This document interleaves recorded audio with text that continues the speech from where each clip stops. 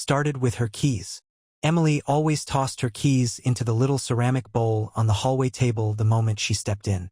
That ceramic clink had become part of the soundtrack of our evenings. But a month ago, she started placing them down. Quietly, like she didn't want me to hear her come home. That was the first shift, small, surgical, but deliberate. I didn't say anything. I just noticed.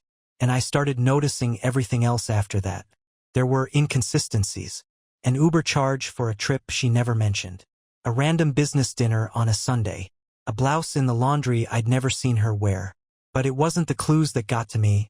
It was the way she looked at me when she thought I wasn't looking. Like I'd become an old photo on the wall. Familiar, distant, no longer worthy of attention. One Tuesday night, she came home at 12:43 a.m. I remember the exact time because I was lying on the living room couch with the TV playing some muted cooking show, pretending to be asleep. Her heels tapped once on the wood floor, then stopped. The silence that followed was thick, like the moment right before you realize you've been lied to. She walked past me toward the kitchen, and I caught a scent. Pine cologne and hotel soap. I stayed quiet. The next morning, she made pancakes. She never made breakfast. I watched her move around the kitchen like someone rehearsing normalcy. Her voice was too bright. Her smile too sharp. Her eyes scanning me like she was measuring how much I knew. I asked her where she'd been. She said, Lisa's place. She broke up with David. We drank too much. I crashed on her couch. I nodded slowly. Lisa texted me last night. I said. She didn't flinch. That's how I knew she was deep into it. Rehearsed, armored, prepared for lies to bounce off her like tennis balls off glass. Oh? She asked, flipping a pancake. She just wanted to know if you were still bringing the wine. There was half a second, just half a second, where her shoulders tensed. Then she laughed and said, she must have been too drunk to remember. I brought it. That day, I installed a small voice-activated recorder in the laundry room. The next 3 nights, nothing. The 4th night, jackpot. It was after 11 p.m. She came in giggling. Not laughing, giggling. Whispering into her phone. She was in there folding towels and whispering, you're bad. Shut up. I couldn't even walk straight to the door. Then, he just sleeps like a log. He never notices. My blood turned into steel. But I didn't confront her. Not yet. I needed more. Not because I didn't believe it, but because I wanted the truth to rot in her mouth when I served it back to her. So I waited. I started playing my role even better than she played hers. I kissed her in the mornings. I asked about her day. I cooked her favorite meals. I even sent flowers to her office. And the more I pretended, the more careless she became. One night, she took a shower and left her phone on the bed. Unlocked. I didn't touch it. I took a picture of the screen. A message preview. Your side of the bed still smells like me. Hope he didn't sniff it. I didn't even blink. The confrontation wasn't going to be over text. It had to be real. Unstaged. She had to be off balance. Unprepared. Exposed in the most honest moment possible. And that moment came the following Saturday night. She said she was going to Lisa's again. Lisa must be some kind of fairy godmother in her stories. Always crying, always needing wine. I nodded. I told her to have fun. I poured her a glass of wine before she left. I even walked her to the door and kissed her on the cheek. Then I waited. At 2:17 a.m., I heard the soft turn of the lock. She tiptoed in. Her steps were calculated, like she was dancing around guilt. I lay there on the bed, back turned to her, breathing slow and even. She sat down, took off her shoes, let out a soft laugh under her breath. I could smell a new cologne in the room, like cedarwood and citrus, too sharp to be mine. She assumed I was fast asleep, until I murmured very clearly, "Did you enjoy his place?" Silence. Not hesitation. Not shock. Silence. Like time just forgot to keep moving. I turned my head slowly. Her body was rigid, her back half turned. I saw her hand grip the edge of the mattress. Her expression didn't change, but her eyes, they changed. The shield she wore cracked, and something cold slid out from behind it. She didn't ask what I meant. She didn't gasp. She didn't deny. She said, flatly, "You went through my stuff?" Not even "What are you talking about?" or "What do you mean?" No confusion, just offense. Just that immediate, manipulative pivot. She stared at me like I was the criminal. That's when I knew what kind of war this was going to be. And I was ready for it. She stood at the edge of the bed like she was deciding whether to lunge or lie. Her face had gone completely still. Not scared, not sorry, just calculating. Like she was rearranging pieces on a chessboard mid-game and trying to guess which ones I already knew about. Her hand still gripped the mattress like she wanted to rip the sheet off and wrap herself in anything but this moment. I didn't say a word. I sat up, slowly, deliberately.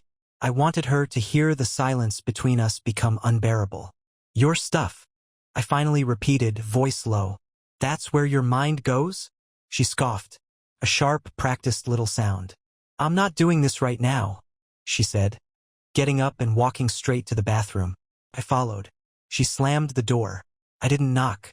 I didn't need to. I just stood outside and said loud enough for the mirror to hear. I know about him. I know what nights. I know what you told him about me. I know what you sound like when you think no one's recording. Silence. 1 second. 2. Then the lock clicked. She opened the door with a towel in her hand, wiping her face like I was just some annoying chore she hadn't finished. So what now? She asked. No panic. No apology. Just so what now, like it was a business meeting. You lie to me, I said. You crawl into my bed after crawling out of his. And you look me in the eye like I'm the idiot. She leaned on the doorframe, eyes locked on mine. You're acting like I murdered someone. That hit me harder than I expected. The sheer lack of shame. The cold vacuum in her voice. Who is he? I asked. She smiled. Smiled. Does it matter? I'm asking you one thing. Answer it. You already seem to know everything, she said, walking past me, brushing my shoulder like I was a curtain. Play your recordings again if you want the details. I grabbed her wrist. Not hard. Just enough to make her stop. She turned to me slowly, eyebrows raised like I was the one losing control. Careful, she said. You're starting to sound unhinged. That broke something in me. I gave you everything, I said. You wanted stability, I gave you that. You wanted freedom, I trusted you. You wanted to go back to work. I supported you. And now you sit here in my house and look down on me because what? I didn't entertain you enough. She yanked her wrist free. You want a trophy for being a decent husband? That's what this is. You think I don't see it? I went on. You come back from his place with his cologne still on your skin. You lie like you're reading off a script, and you expect me to roll over and wait for my next line? Then, without blinking, he's younger. He listens. He doesn't just exist next to me. That enough for you? I stared at her. No more lies. No more theater. That was her truth. Raw, sharp, smug. You done? I asked. She shrugged. I've been done for a while. You're just catching up. That line hit like glass in the throat. It wasn't what she said. It was how she said it. Like she was relieved. Like she'd been holding it in and finally exhaled. I didn't scream. I didn't throw anything. I just nodded. Then I walked past her, grabbed the overnight bag from the closet, and started throwing my things in. She stood in the doorway watching me, arms crossed. Seriously? She said. You're doing the dramatic exit? At 3 a.m. I'm giving you the night to enjoy the house, I said, zipping the bag. You already enjoy everything else behind my back. Might as well make it comfortable. She shook her head like I was a child having a tantrum. You'll be back. You're not built for being alone.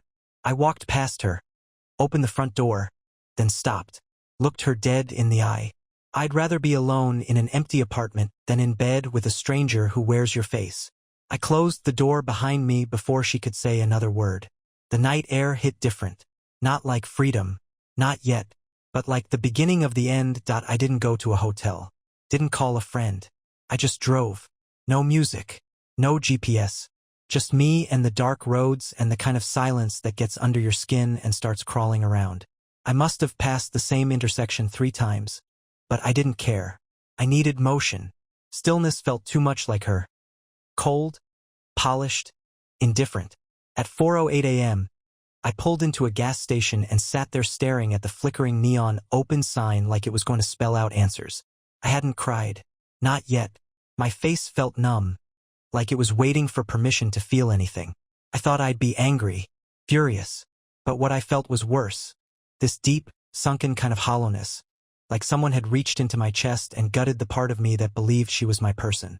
I checked my phone. No texts. Not one. Not even a fake apology. That told me everything. She wasn't panicking. She wasn't even trying to pretend she regretted it. She was done. Fully. Like I was just a name she could scratch off a list and rewrite her life around. I finally drove to my brother Nathan's place on the east side. Parked 2 blocks away and just sat there until the sky started bleeding into morning.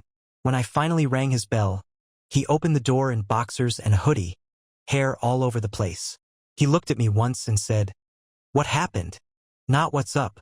Not "Why are you here?" Just "What happened?" I stepped inside and said one word, "Emily." He didn't ask more, just handed me coffee and let me talk when I was ready. I told him everything, how I found out, what I said, what she said. I didn't spare any of the ugliness.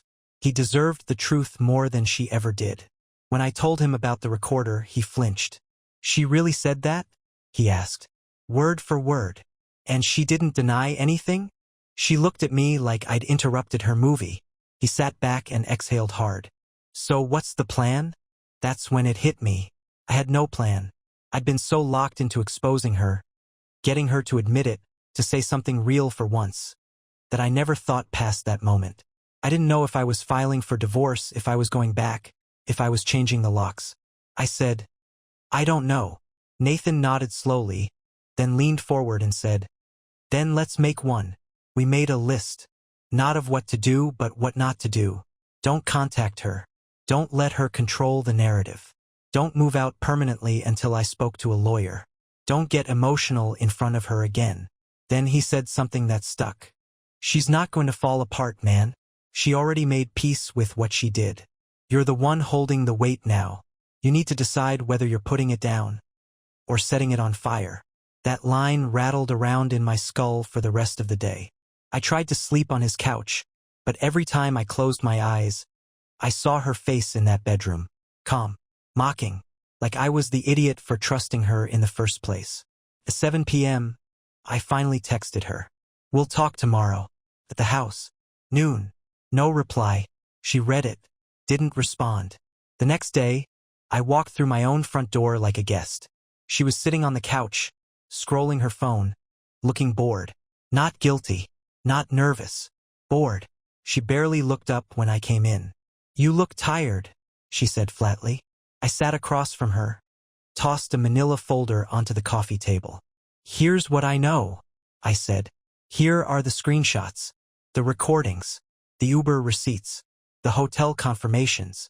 You want to argue? Pick a page." She glanced at the folder, didn't touch it. "You've been busy." "No. You've been sloppy." She finally looked at me. "And what do you want me to say, huh? That I'm sorry? That it meant nothing? That I regret it? Do you?" She smiled. Smiled. "No, I don't." And there it was. No mask. No deflection. Just the full weight of her betrayal laid bare without apology. "What I regret," she continued, "is not ending it sooner. I've been done with this marriage for a long time. You just didn't notice. You could have said something." "I did," she said sharply. "You just didn't listen. You were too busy being proud of being the good husband. Like that made you enough. And sneaking around behind my back made you feel what? Alive?" "Seen," she said. "He sees me." I stood up. "Then go be seen by him. This house? It's mine. You can pack your lies and your perfume and your fake smiles and take them somewhere else." She shrugged. "I already have somewhere else. You're not the one leaving this time." I stared at her, stunned. "I signed a lease last week," she added. "You were never in the picture." The cold finality in her voice was the last punch. Not rage. Not even hatred. Just indifference. Like I was already deleted. I nodded slowly. "Then I guess we're done pretending." She didn't say goodbye.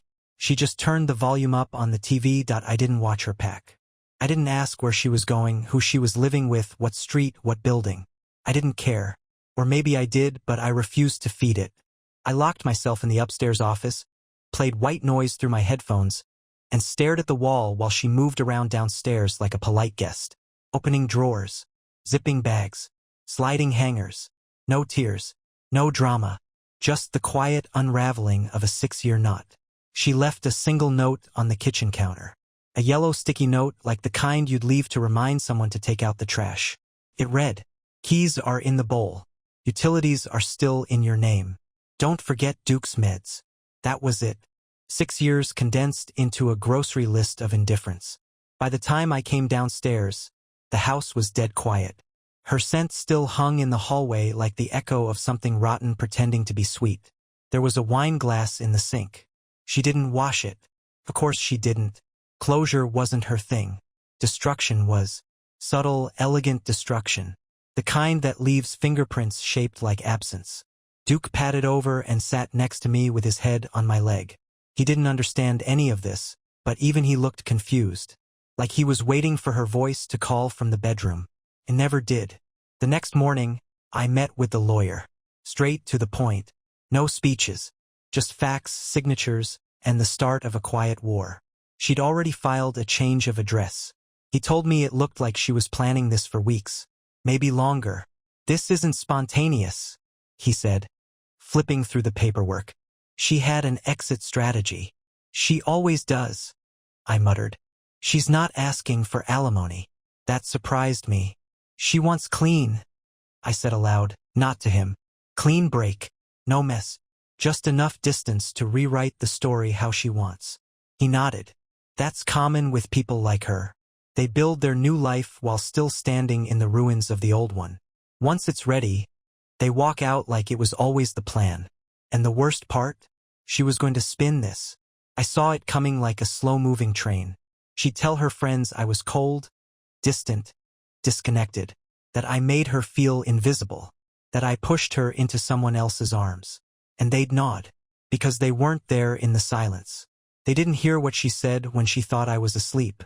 They didn't see the way she looked at me, like a man who'd already been replaced in her head. I started getting messages. From mutuals. Vague ones at first. "Hey man, heard things are rough. You okay? Emily told us you two are taking some time."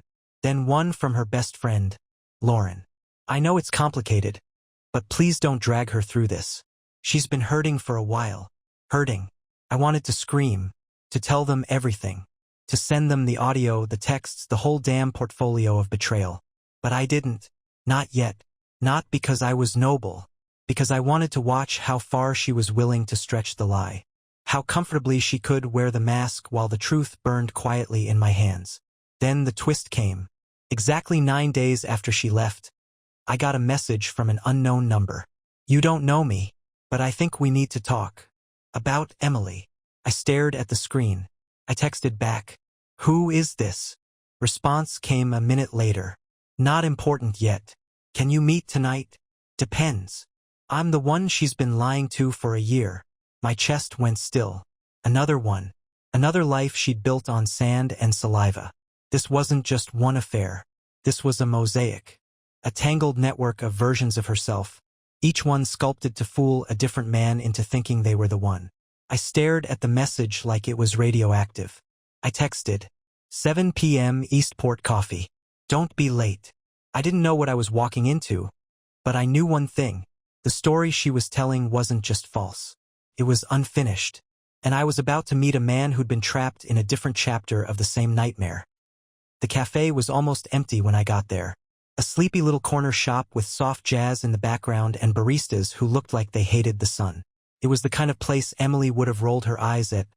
Too quiet, too plain, too real. I sat near the window facing the door. I didn't know what this guy looked like. I didn't even know his name. Just that he existed somewhere in the mess she'd left behind. At 7:03, a guy walked in and froze the second he saw me. Tall, athletic, mid to late 20s maybe, sharp jawline, faded denim jacket, black cap, nervous eyes. He had the look of someone who hadn't slept right in days. I didn't stand. I just watched him as he made his way over and sat across from me like a man walking into a confession booth.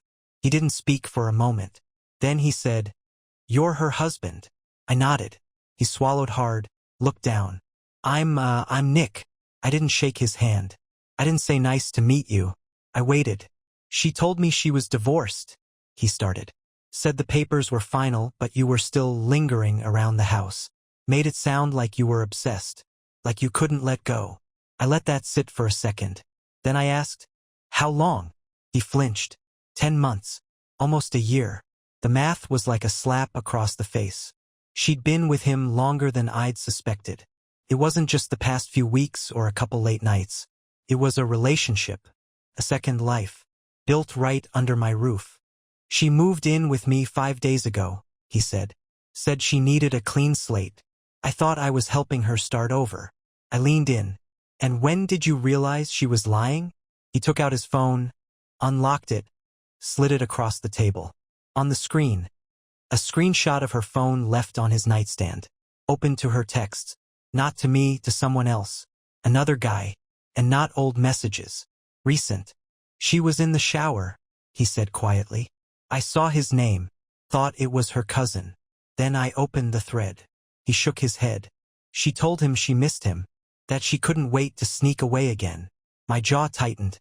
She told me you were controlling. Cold. That you manipulated her. She tell you I made her breakfast every day? I asked. That I supported her when she was unemployed for 6 months? That I took her mother to her chemo appointments when she couldn't be bothered? He blinked. No, of course not. Because the truth doesn't work when you're trying to be the victim in your own screenplay. He looked gutted. Fully. Like his stomach had just been pulled out through his throat. She lied about everything, he whispered. Yeah, I said. That's what she does. Then Nick looked up at me and asked something that caught me off guard. Why didn't you warn me? I stared at him. You knew, he said. You knew I was out there. Another guy. Why didn't you say anything sooner? It wasn't anger in his voice. It was desperation. Like he wanted a timeline to make sense of his own humiliation. Because I didn't know you existed until 9 days ago, I said. He ran both hands through his hair, leaned back, looked at the ceiling like it had answers. I let her meet my mom, he said. She held my niece.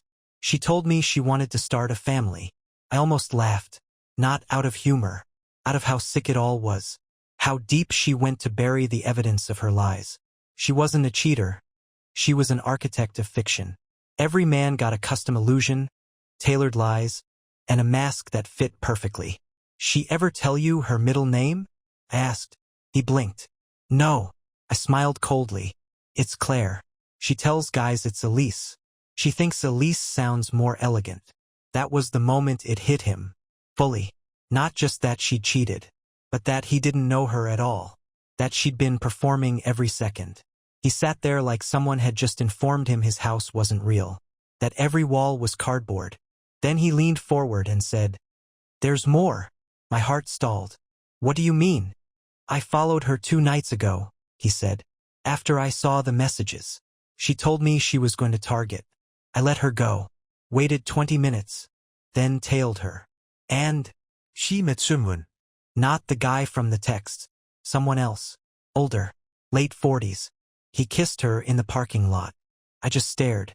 She has 3 of us, he said. At least. And just like that, the bottom dropped out.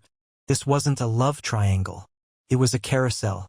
A full rotation of men spinning in and out of her life while she smiled and waved and collected whatever emotion she needed to keep herself entertained. Nick sat in silence for a moment. Then he looked up and said, What do we do? I looked him in the eye. We burn the fantasy. He frowned. What? She's living off control. Manipulation. Image. We take that away. I stood up. I'm done being quiet, I said. And I meant it. The plan wasn't complicated. Emily had built a tower of illusions, carefully curated and fed with silence. She thrived on the belief that none of us would ever compare notes, that we'd stew in our private shame, licking our wounds in isolation, too embarrassed to pull the mask off her in public. She was wrong. Nick and I spent the next 2 days putting together what we called the timeline.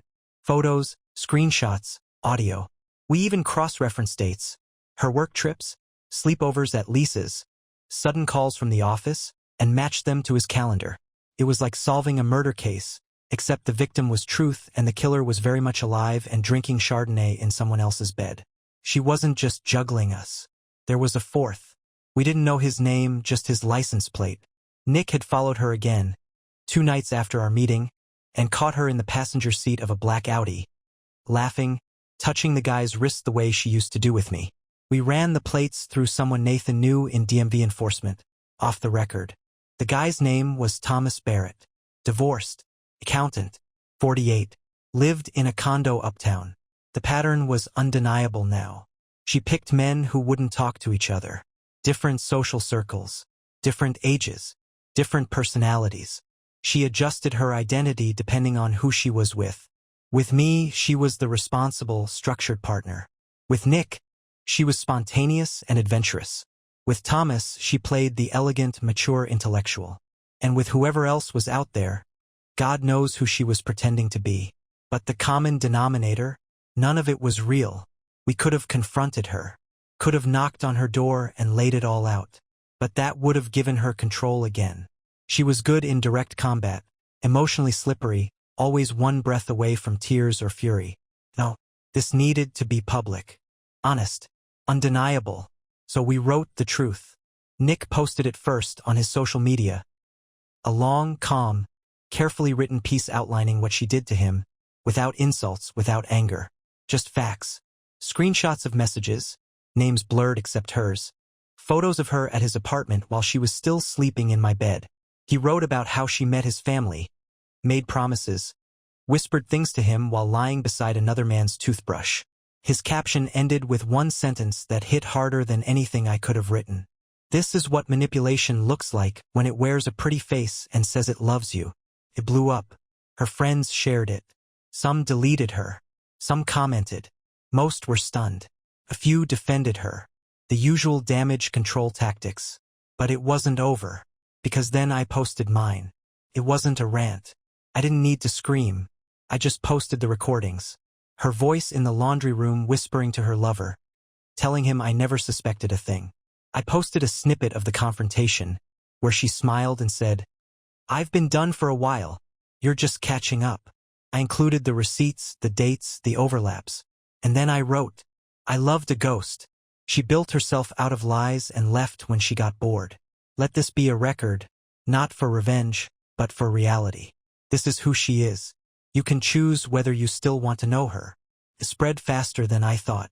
I muted all the notifications after the first hour. It wasn't about attention. It was about ending the performance. Exposing the play she'd been directing while casting all of us as extras. By the next morning, my inbox was flooded. 3 more men. 3. All had been involved with her at some point over the last 2 years. One was married. One was in another state. One had met her on a work retreat. She told me she hated attending. They each thought they were exclusive. One of them even bought her a promise ring. She'd sent him selfies from my kitchen. I didn't feel jealous anymore. I felt poisoned. Every word she'd ever said tasted like metal in my mouth now. Every memory, our vacation in Maine, the night we painted the guest room, the stupid Halloween party where she dressed like Cleopatra. None of it felt real anymore. It was like I'd woken up and realized I'd been loving a very talented stranger. Nick called that night. I picked up immediately. "She's panicking," he said. "She's texting people, calling, deleting stuff. She messaged me." "What did she say?" "She said, 'You ruined everything. I trusted you.'" I actually laughed.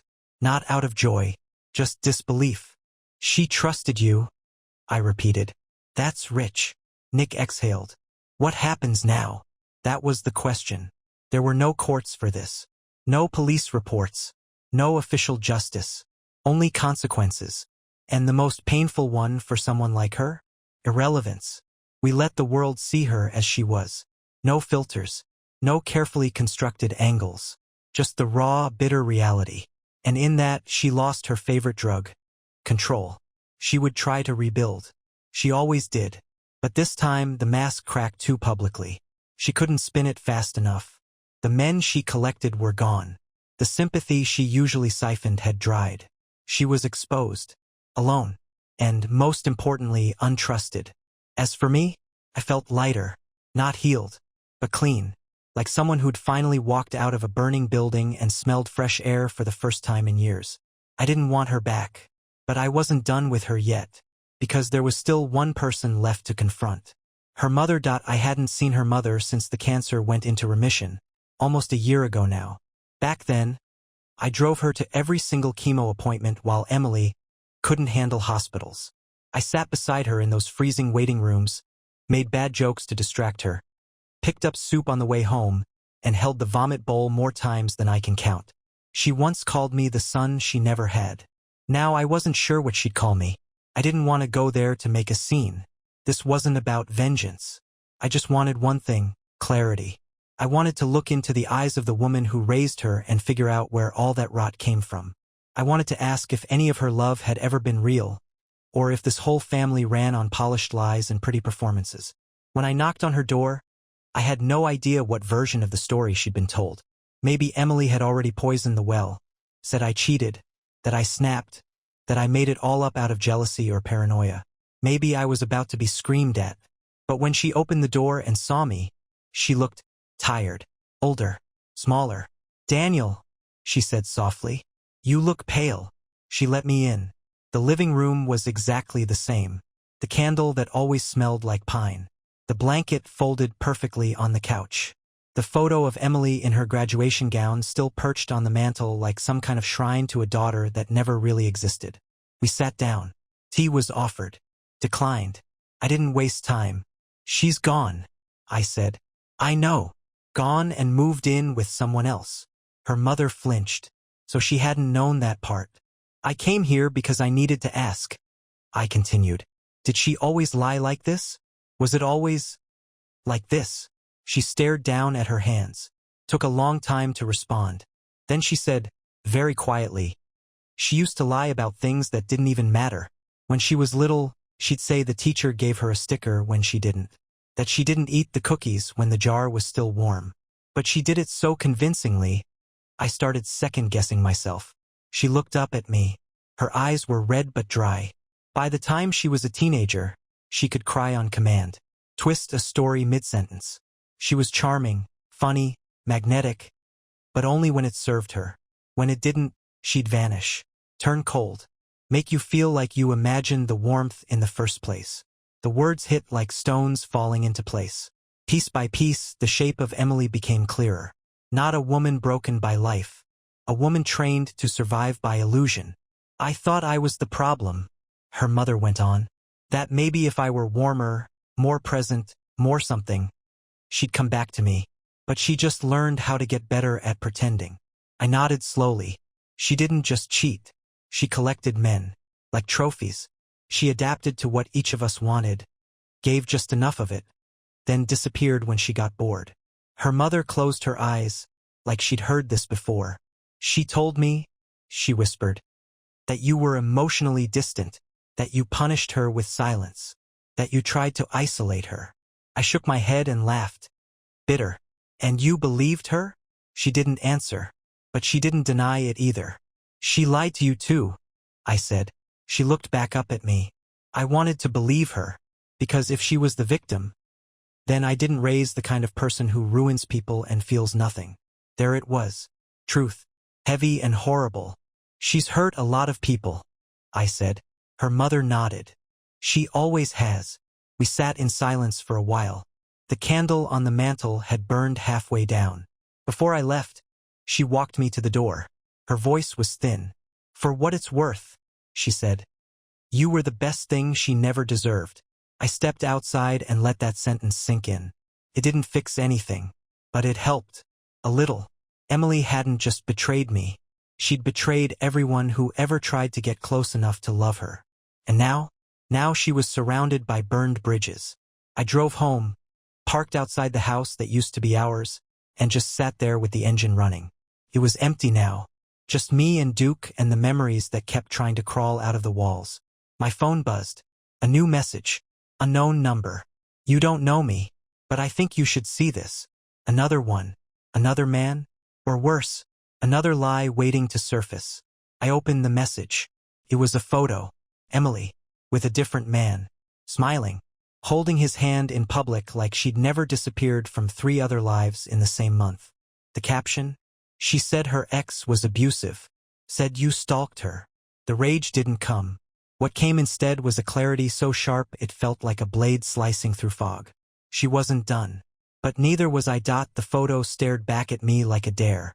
Emily, dressed in that cream sweater she used to wear when she wanted to look soft, wrapped around a man I'd never seen before, hand in hand, street-side cafe, laughing, her head on his shoulder like she hadn't detonated 3 different relationships in the span of a month, like she hadn't scorched the ground behind her and danced through the ashes. But the part that clenched my gut wasn't the image. It was the caption. She said her ex was abusive, said you stalked her. There it was, the final act. She couldn't control the narrative anymore, so she rewrote it in a darker ink, recasting herself as the victim of a man she gutted behind his back. She knew sympathy was a stronger shield than silence, and if she couldn't outrun the truth, she'd bury it under a better story. I didn't reply to the number. I didn't need to. The photo said everything. Instead, I printed it. Not to show anyone. To remember. I sat at my kitchen table, lit only by the hum of the fridge, and stared at that image like it was a window into another universe. A universe where I was the monster, and she was the brave little survivor walking barefoot through my wreckage. I could have gone public again, dropped more receipts, exposed her new lie. But that's the thing about people like Emily. They always have one more mask. One more sob story. One more person willing to fall for the way she tucks her hair behind her ear and makes pain sound poetic. So I did something else. I disappeared from her world, blocked her number, deleted every message, cleared every photo. I told the lawyer to finalize everything without mediation. She wouldn't get a face-to-face. She wouldn't get closure. She didn't deserve a final performance. Then I did something I hadn't done in a long time. I got my life back. I changed the locks, repainted the walls, sold the bed we used to share and bought one that didn't reek of lies. I started cooking again. Not for her. For me. I picked up the guitar I'd put away 2 years ago when she said it made the house too noisy. And the silence that followed? It didn't feel like emptiness. Felt like mine. Duke adjusted fast. Maybe faster than me. He stopped looking toward the door when it opened. Stopped pacing at night. Like even he knew the weight was gone. The air felt lighter. Like she'd walked out with every lie and left the oxygen behind. Nick and I still talk. Not often. But when we do, there's no bitterness. Just a quiet camaraderie only people who've survived the same storm can share. He's dating someone now. Carefully. Slowly. He's learning not to flinch when someone says, I love you. Me? I'm not there yet. But I'm okay with that. Not every story ends with redemption.